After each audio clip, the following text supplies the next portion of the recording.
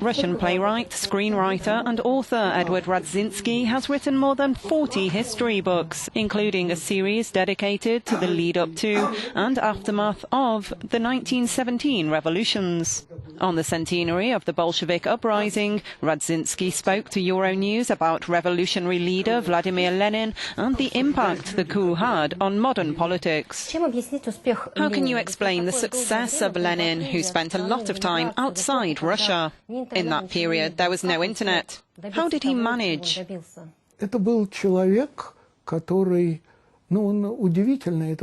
He was a man with a mix of will, fanaticism and ideas. He believed that right after the revolution, socialism would peer out at people from all windows. This is a fanatic with an idea. Он, ненавидевший бюрократию, на третий день понимает, что окружен партийной, уже новой бюрократией.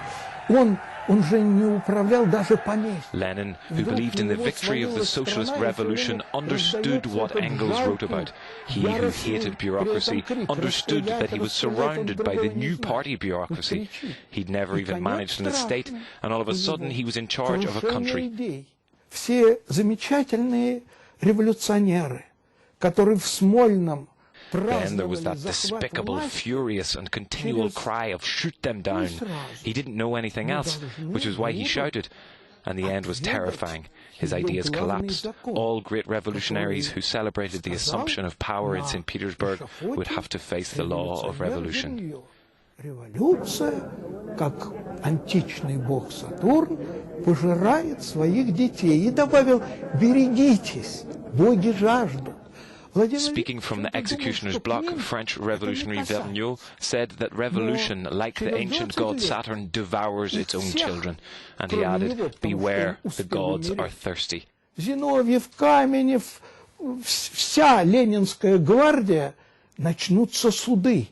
И чтобы But Vladimir Lenin, for some reason, thought it wouldn't affect him or his followers. But within 20 years, all of his men, not Lenin himself, as he died, but the rest had to face the courts.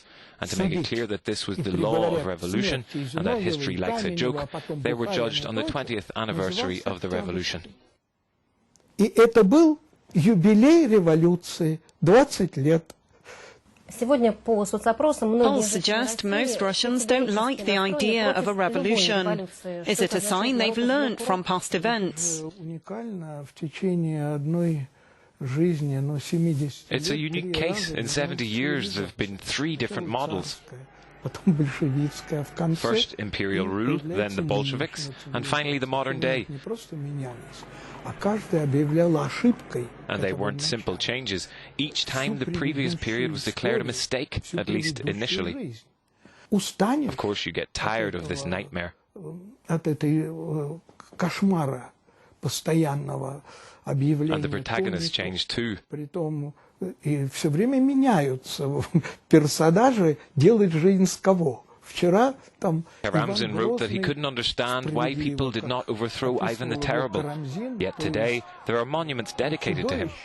И было, как Карамзин писал, непонятно, почему народ не преломил его скипетр. Because he was, quite simply, a very successful manager.